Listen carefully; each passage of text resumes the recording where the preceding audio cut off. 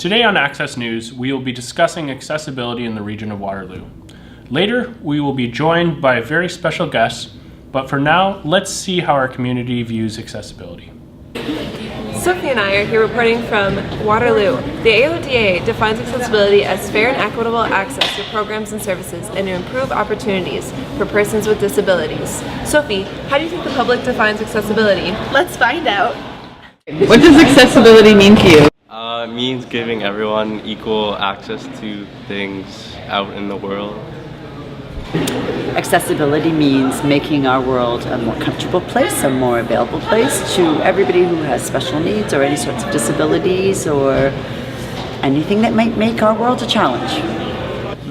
Accessibility means that there are frameworks and facilities available so that everyone is included in whatever activity is required, so that everyone can feel like they belong in whichever institution that they're in.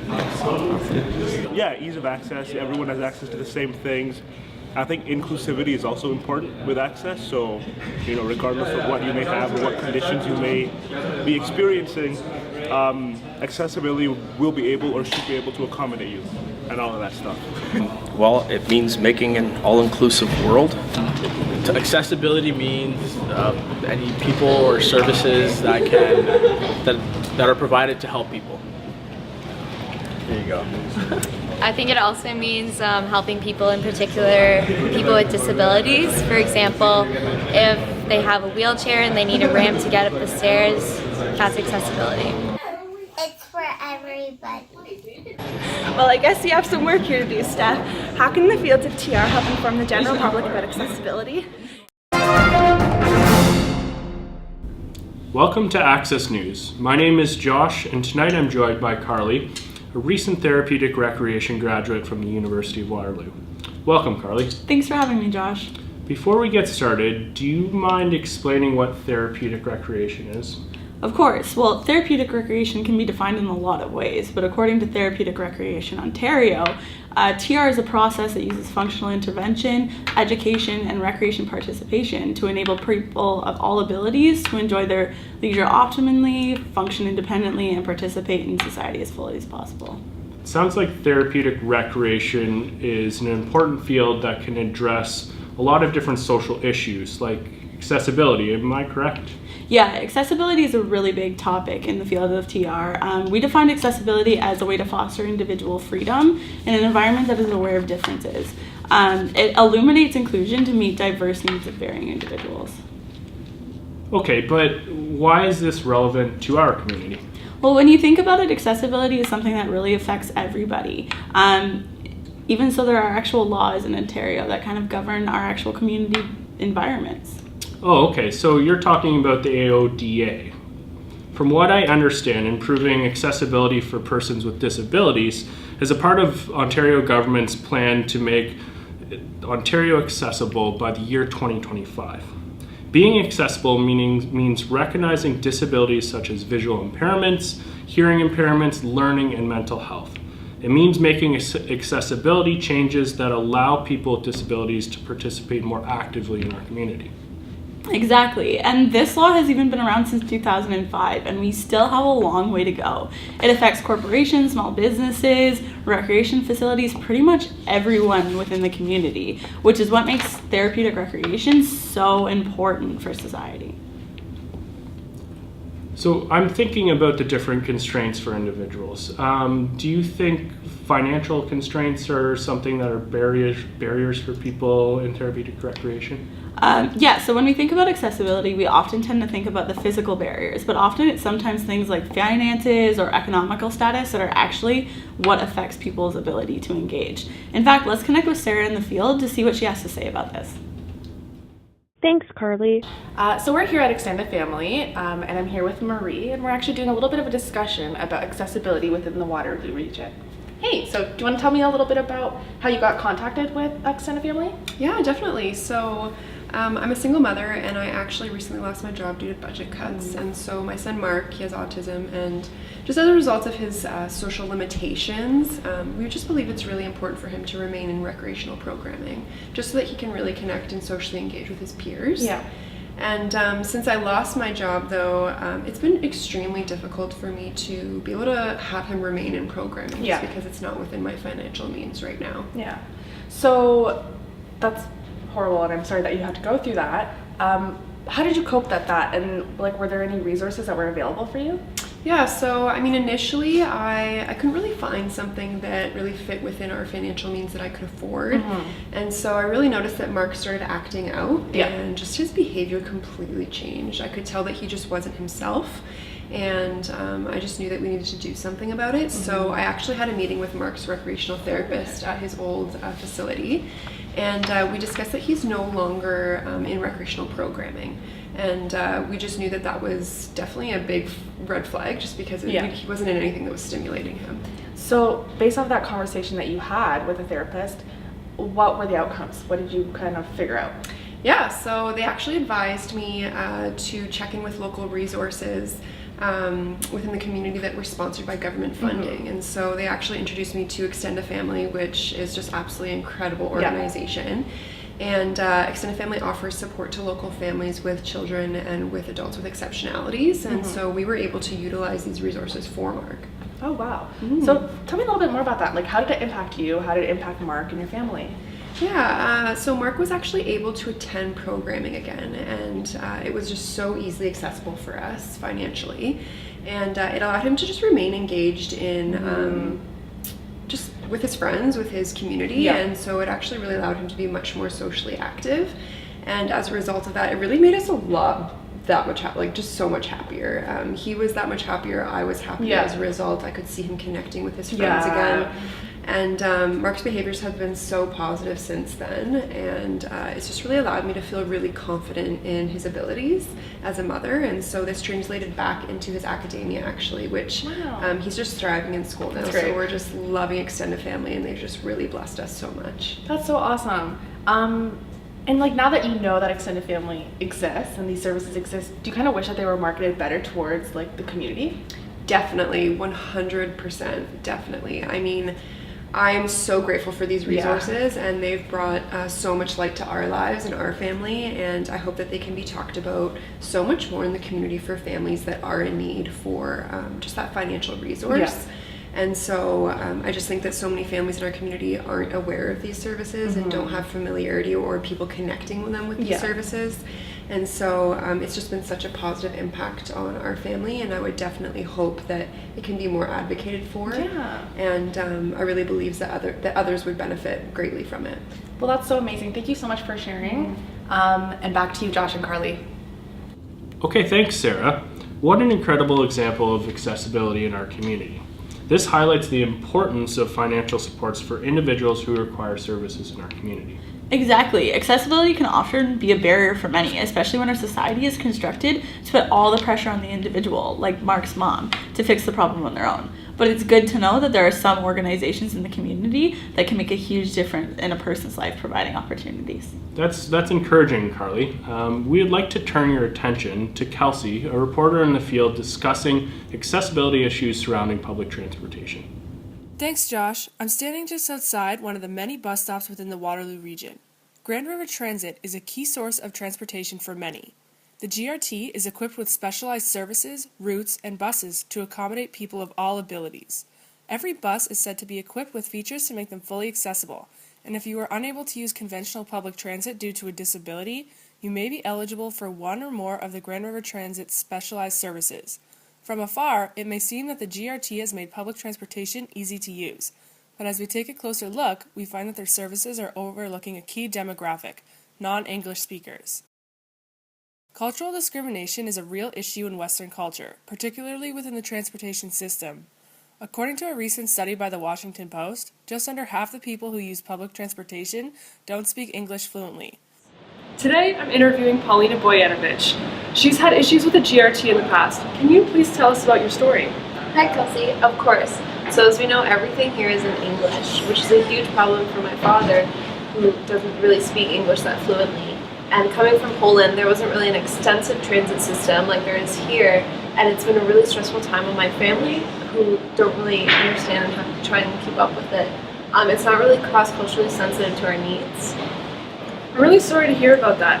How often does your father ride the bus? He should be riding the bus a lot more frequently than he does.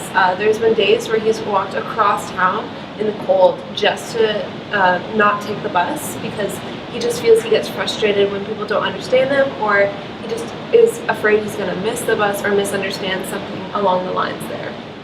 Wow, that seems like it's really tough to get through. What are some other feelings that your father experiences while riding the bus? So my father's usually really anxious and fearful when he takes the bus. Normally if I'm with him he's fine, but if he's by himself he's afraid he's going to miss the bus, he's afraid that if he has to ask for help they're not going to understand him and then they're going to get frustrated when he tries to speak. What accommodations do the GRT have right now to accommodate people like your father? Well, the GRT doesn't have a lot of accommodations for people that speak other languages because the main language here is English. So if you're like us and you're Polish, it's really hard to get anything that comes in our language for just as simple as riding the bus. I can understand why that would be really frustrating.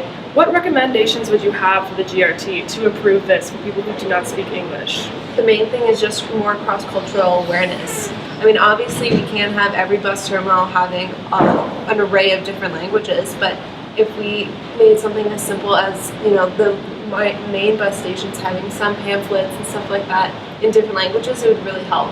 Just like that one little small change is making a bus ride easier would be a big step. Well, thank you so much for sharing your story, Paulina. It's been very insightful on the ways that the GRT needs to improve their services. While it may seem grim at first, recently there have been successes in many areas. For example, in Washington, where the Metro System website could be translated into Mandarin, Spanish, French, Japanese, and Cantonese. They also included an informational video and detailed instructions on how to ride the bus on this website. In Vancouver, we see bus drivers that have been known to assist Syrian families in reducing their anxiety while riding the bus by carefully explaining routes and helping them arrive at their destination. Therapeutic recreation has also had a positive impact on immigrant families riding the bus. TR offers programs that help individuals learn how to ride it, how bus passes and bus fares work, and teach participants about the various routes in town to overall reduce anxiety and help them get around Waterloo region. Leisure education is another excellent way TR teaches individuals to overcome transportation barriers. Canada takes pride in its multicultural population and has opened its arms as a nation to thousands of refugees. It is important to accommodate these families and provide them with supportive and accessible services unique to their situation. This has been Kelsey Kaza reporting on the field. Back to you, Josh. Thanks, Kelsey. Now, Carly, can you provide us with some detail on what leisure education is and how it affects us here in the region? Yeah, no problem. So leisure education is a tool used to aid individuals in exploring and achieving their recreation goals. So in relation to transportation in the GRT terminals that Kelsey was experiencing, leisure education would involve supporting an individual to access information in multiple languages and in different forms in order to help them be as autonomous as possible. Thanks, Carly. Now to developing story in the field. I'm here with Janelle Jameson at the facility in question. Janelle, can you tell me what happened here today? Sure, Regan. I wanted to try hot yoga today for something new. And it turns out when I got here, they said that the hot yoga is upstairs and they don't have an elevator. What did you say when you heard this news?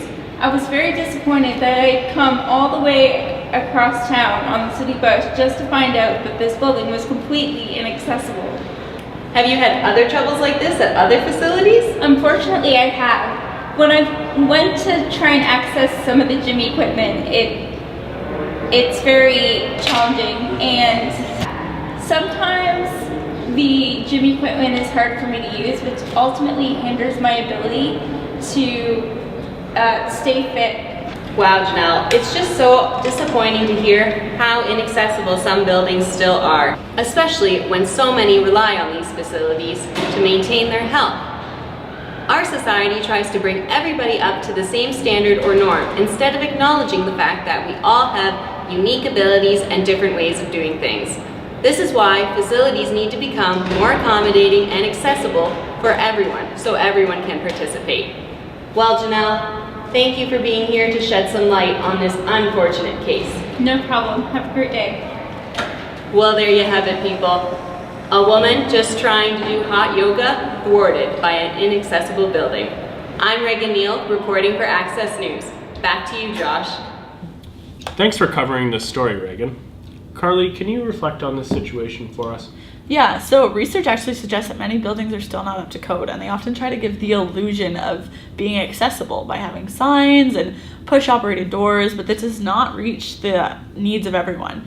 Therapeutic recreation is what's creating awareness about these accessibility issues and is breaking down these physical barriers while also providing people with the tools to help navigate these difficult situations. Well, it sure sounds like your field is doing great work, Carly. Continuing the topic of accessibility within the region of Waterloo, let's connect with Amy and Ann at the University of Waterloo's Accessibility Services. Thanks, Josh. I'm here with Amy at the Accessibility Services here at the University of Waterloo. We're exploring the resources here on campus. When Ann and I were thinking about accessibility, we realized that many people are unaware of the resources available to them. After looking at a study, we realized that there are many students in need. The National College Health Assessment conducted a survey that shows 44% of students felt so depressed it was difficult to function, and 64% of students felt overwhelming anxiety, and 13% considered suicide in the past year.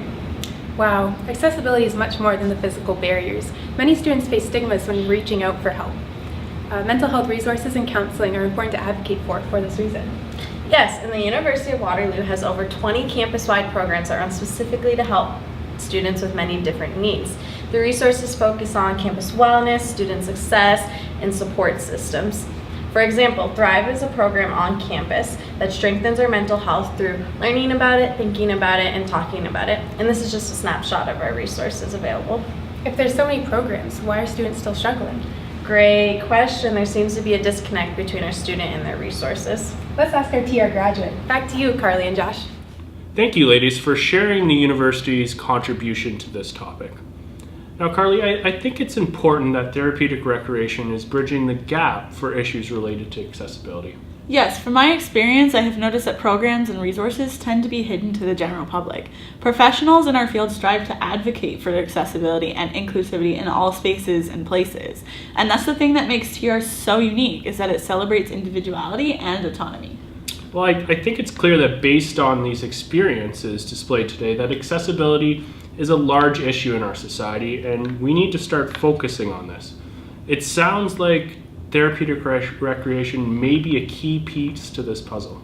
Yeah, therapeutic recreation is a field that brings the community together, and accessibility is a major part of how our community functions. It is very important to have these conversations and hear these stories from people in our community if we really want to produce change. I agree, Carly. Let's flip the switch on accessibility.